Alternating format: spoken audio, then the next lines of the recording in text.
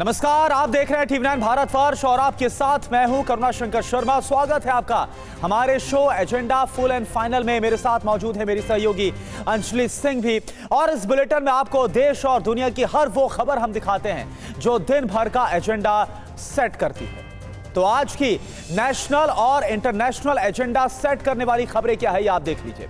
जल्द रूस नेटो जंग होगी क्या, ये पुतिन बाइडेन की तरफ से जो संकेत मिल रहे हैं उसके बाद सामने आ रहा है। 80% और 20% का चुनाव मिशन 400 पार का जो व्यू है वो क्या है, दूसरे चरण का महासंग्राम कैसा होने वाला है, ये भी आपको बताएंगे।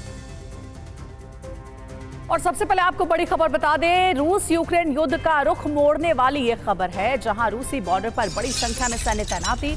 नाटो के बताया जा रहा है कि 1,23,000 जवानों को तैनात किया गया है। आर्मर्ड व्हीकल, टैंक समेत कई हथियार भी तैनात किए गए।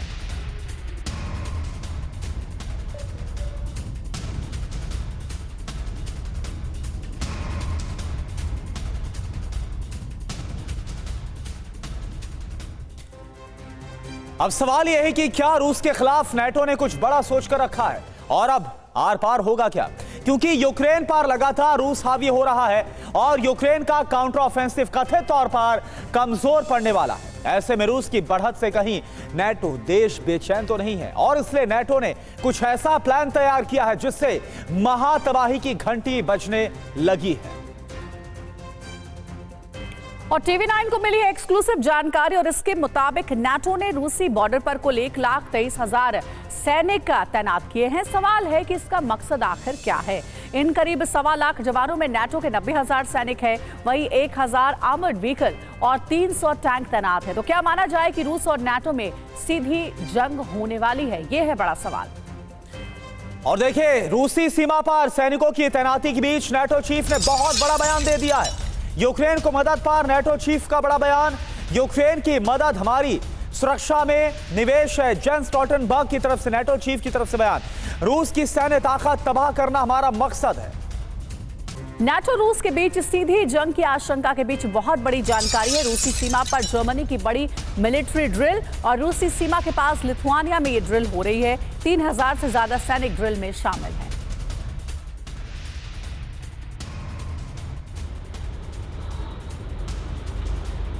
रूस में नजर आए हैं नाटो के आर्मर्ड व्हीकल। मॉस्को की सड़कों पर नाटो के आर्मर्ड व्हीकल नजर आए हैं। यूक्रेन से जिन आर्मर्ड व्हीकल्स को कब्जे में लिया गया, नाटो के वो हथियार नजर आए हैं। रूस ने बकायदा दुनिया को दिखाया है कि कैसे इस युद्ध में यूक्रेन को और साथ ही साथ नाटो को लगातार झटका दिखा है। मनीष झा हमारे संवाददाता लाइव जुड़े हुए हैं इस वक्त हमारे साथ। मनीष, लेकिन बड़ा सवाल यही है जो नामुमकिन लग रहा था कि क्या नाटो और सीधा युद्ध रूस के बीच होगा, क्या वो संभव होता नजर आ रहा है? बिल्कुल करुणा, देखिए जो बात हम लोग कह रहे थे, अब रूस के रक्षा मंत्री ने इसकी पुष्टि भी कर दी है। रूस के रक्षा मंत्री का कहना यह है कि आज की तारीख में रूस की सीमा पर 33,000 नाटो सैनिक और 300 टैंक और 800 से अधिक अत्याधुनिक आर्मर्ड व्हीकल के साथ तैनात हैं।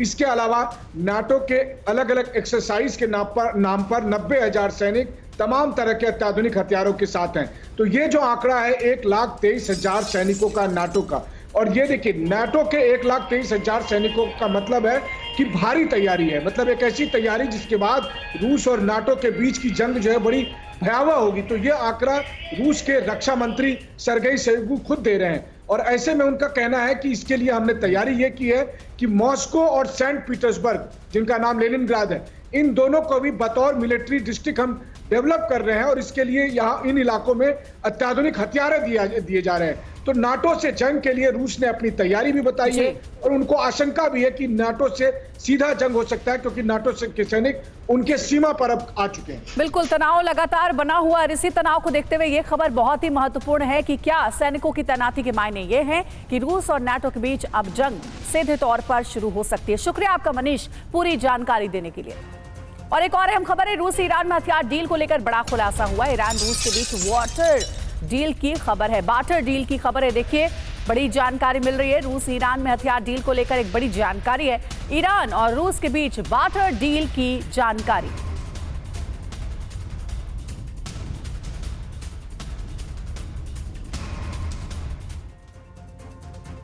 तो रूस और ईरान की ये बार्टर डील आखिर क्या है, सीक्रेट डील की क्या जानकारियां सामने आ रही है, ये इस वक्त हम आपके सामने रखते हैं। देखिए ग्राफिक्स के जरिए पूरा खुलासा आपके सामने।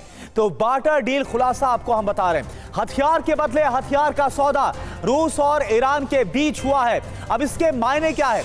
मिडिल ईस्ट में जंग की आशंका इससे और ज्यादा बढ़ेगी और साथ ही अमेरिका इजरायल के लिए नया तनाव भी देखने को मिल सकता है। देखिए रूस के पास ईरानी हथियार है और ईरान के पास है रूसी हथियार। वहीं कामिकाज़े ड्रोन की बात करें या फिर सुखोई 35 फाइटर जेट की बात करें और शाहिद 136 ड्रोन, ये सब आप देख सकते हैं कि रूस के पास ईरानी हथियार है और फतेह 110 मिसाइल भी रूस के पास ही। यूपी के डिप्टी सीएम केशव प्रसाद मौर्य ने किया है 2024 लोकसभा चुनाव 80% बनाम 20% है, ये कहा है केशव प्रसाद मौर्य ने। यूपी के डिप्टी सीएम केशव प्रसाद मौर्य का बड़ा बयान, 4 जून को 4 बजे 400 पार, फिर मोदी सरकार। ये 80-20 समझाएंगे कि 80-20 का चुनाव कैसे है।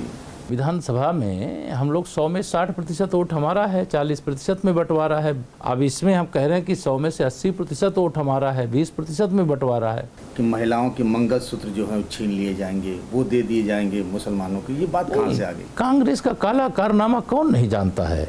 इस कांग्रेस ने आर्टिकल 370 ला करके जम्मू कश्मीर को में आतंकवाद का बीज बोने का काम कर दिया और एक हिस्सा पाकिस्तान को कब्जा करने की छूट देने का पाप कर दिया। ये से कांग्रेस पार्टी ने मुस्लिम तुष्टीकरण के लिए वोट बैंक की राजनीति के लिए क्या नहीं किया जी। मैनिफेस्टो में कांग्रेस के तो कहीं बात ही नहीं है कि मुस्लिम की हिंदू महिलाओं से मंगलसूत्र छीन करके मुसलमानों को। हमारी माताएं बहनें अगर मंगलसूत्र सोने का पहनती हैं, चांदी का पहनती हैं, तो वो क्या कीमती धातु नहीं है? कांग्रेस का एक सूत्री लक्ष्य है, बांटो और राज्य करो। कांग्रेस का एक सूत्री लक्ष्य है, गरीब को गरीब बना करके रखो। मुसलमानों को आप संपत्ति देंगे हिंदुओं का छीन करके, ये तो कहीं ना कहीं रिएक्शन कराने की बात है। ये रिएक्शन कैसा हो गया जी? 60 साल के शासन में ये सर्वे नहीं करा पाए थे। अब जब एक गरीब माँ बाप का बेटा देश का प्रधानमंत्री बन गया है और गरीबों का भला कर रहा है, आदिवासियों का, दलितों का, पिछड़ों का उत्थान कर रहा है, तब इनको सर्वे कराने की याद आई है। 400 पार जो है ये संविधान बदलने की बात है क्या? सामान्य नागरिक संहिता इस देश में नहीं है। अगर देश के संसद में बड़े बहुमत के साथ हम आएंगे तो सामान्य नागरिक संहिता लाएंगे। इस संकल्प पत्र में वादा है। दलित हमारे साथ है जी, पिछड़ा हमारे साथ है, आदिवासी हमारे साथ है, मुसलमानों में जो दलित पिछड़े होंगे वो भी हमारे साथ हैं। आपको मुसलमानों का वोट नहीं चाहिए? हमें उनका वोट चाहिए कि नहीं चाहिए, ये वो देंगे कि नहीं देंगे, ये वो फैसला करें। लेकिन जो समझता होगा कि मोदी जी के नेतृत्व में हमारा जीवन खुशहाल हुआ है, वो आएंगे। कि आप अखिलेश यादव कन्नौज से चुनाव नहीं लड़ रहे हैं, तो आप कह रहे हैं कि डर के मारे नहीं लड़ रहे हैं। निश्चित तौर से वो डर के कारण ही चुनाव नहीं लड़ रहे हैं। आज तो समाजवादी पार्टी हो, बहुजन समाज पार्टी हो, कांग्रेस पार्टी हो, यूपी के अंदर ICU में पड़ी हुई है। सब लोग वो बोली बोल रहे हैं जिससे सांप्रदायिक ध्रुवीकरण होता हुआ दिखे। जो प्रधानमंत्री जी ने कहा वही सच है और उस सच को देश समझ भी रहा है।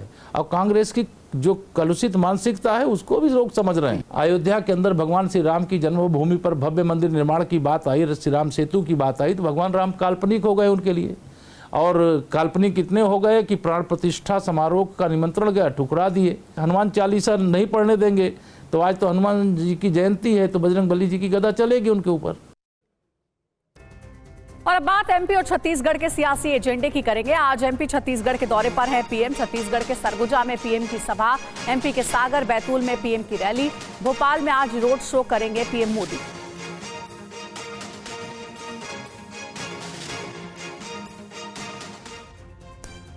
तो आज प्रधानमंत्री के ताबड़तोड़ जो रोड शो और रैलियां होने वाली, इसके बारे में पूरी जानकारी इस वक्त हम आपके सामने बिग वॉल पर दिखा रहे। सबसे पहले बात अगर छत्तीसगढ़ की जाए, छत्तीसगढ़ के सरगुजा में सभा है।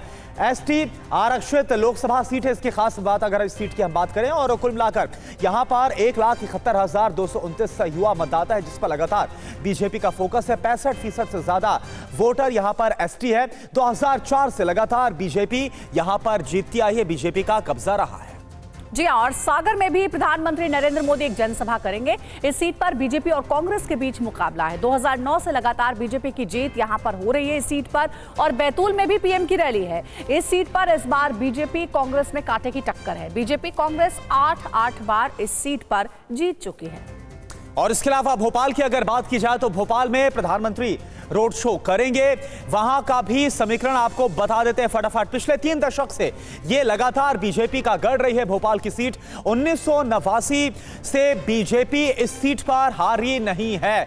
तो बीजेपी के लिए किस तरह से लगातार प्रधानमंत्री खुद ताबड़तोड़ रैलियां, रोड शो कर रहे हैं, चुनाव प्रचार कर रहे हैं। आज का क्या कार्यक्रम रहने वाला है ये हमने आपको बता दिया।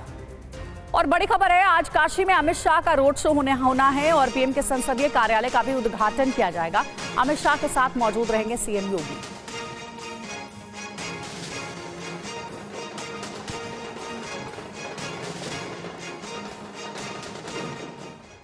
और आपको बता दें कि कैसे मिशन 400 पार के लिए बीजेपी ने व्यूह रचा हुआ है। एक तरफ प्रधानमंत्री मोदी एमपी और छत्तीसगढ़ में 40 सीटों पर फोकस कर रहे होंगे, तो वहीं आज अमित शाह यूपी, महाराष्ट्र और केरल के कुल मिलाकर 148 सीट को साधने की कवायद में जुटेंगे।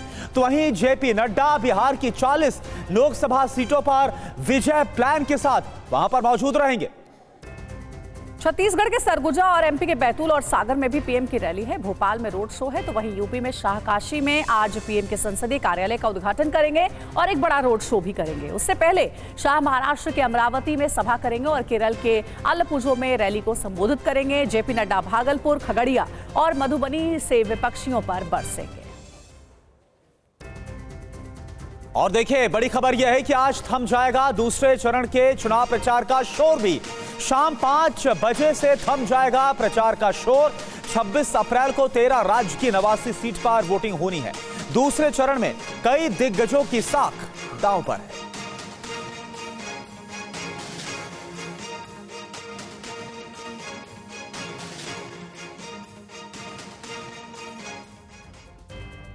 और आपको बताते हैं कि दूसरे चरण में किन उम्मीदवारों के किस्मत का फैसला मतदाता करेंगे। इस राउंड में कई दिग्गज मैदान में हैं। ग्राफिक्स के जरिए आपको बताएंगे। सबसे पहले राहुल गांधी, जो कि केरल के वायनाड से चुनाव लड़ रहे हैं, यह हाई प्रोफाइल सीट है। वहीं केरल के वायनाड से के सुरेंद्रन भी चुनाव लड़ रहे हैं। साथ ही साथ केरल के तिरुवनंतपुरम से शशि थरूर भी इस बार चुनावी मैदान में है और उनका मुकाबला है राजीव चंद्रशेखर के साथ।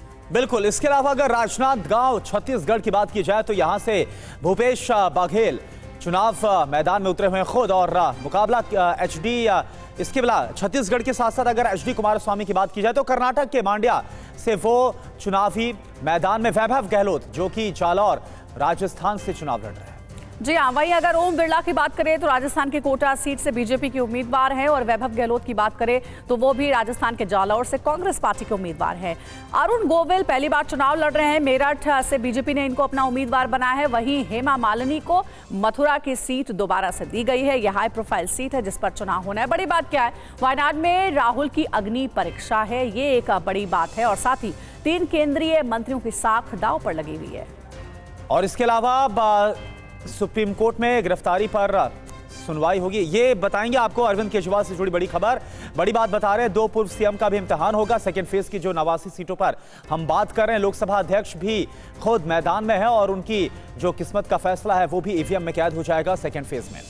जी हाँ, और इस बीच एक और बड़ी खबर आ रही है। आज केजरीवाल पर 2 अहम सुनवाई होनी है। सुप्रीम कोर्ट में गिरफ्तारी पर यह सुनवाई होगी। सुप्रीम कोर्ट में आज ईडी को जवाब दाखिल करना है। हाईकोर्ट के आदेश को सुप्रीम कोर्ट में दी गई है चुनौती। दिल्ली हाईकोर्ट ने गिरफ्तारी को वैलिड माना है। राउज एवेन्यू कोर्ट में समन पर सुनवाई होनी है।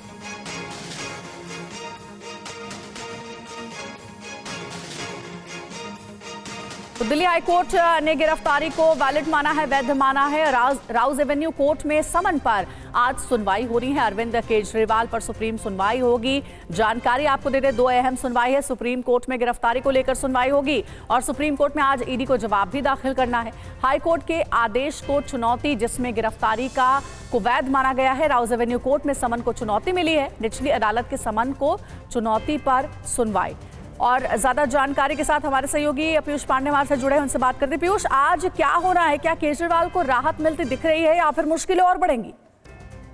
देखिए, केजरीवाल की जो याचिका है वो गिरफ्तारी के खिलाफ है उनकी, और उस पर सुप्रीम कोर्ट ने ईडी से जवाब तलब किया था। ईडी को आज जो याचिका है उस पर जवाब देना है और ये स्पष्ट करना है कि हाईकोर्ट की ओर से जो आदेश दिया गया वो बिल्कुल उचित है और उसके अलावा जो याचिका है वो निराधार है। ये जवाब उनकी ओर से दिया जाएगा, जैसा कि हाईकोर्ट में भी ईडी की ओर से जवाब दिया गया था और सभी जो पहलू थे याचिका में जो उठाए गए थे उनको सिरे से खारिज किया गया था ईडी की ओर से।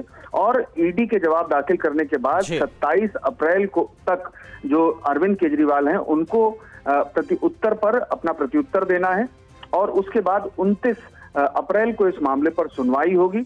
और रहा सवाल राउज एवेन्यू कोर्ट में सम्मन का, तो इस मामले पर भी आज सुनवाई होनी है और देखना यह है कि ईडी अपने जवाब में सुप्रीम कोर्ट से क्या कहती है और किन आधारों पर हाईकोर्ट के जो आदेश हैं और उनको उचित ठहराती है और साथ ही याचिका को निराधार करार देती है। पीयूष, शुक्रिया, आपका नजर बनी रहेगी। अरविंद केजरीवाल के मामले को लेकर आज 2 अहम सुनवाई होनी है, इस पर क्या होता है सबसे पहले आपको बताएंगे।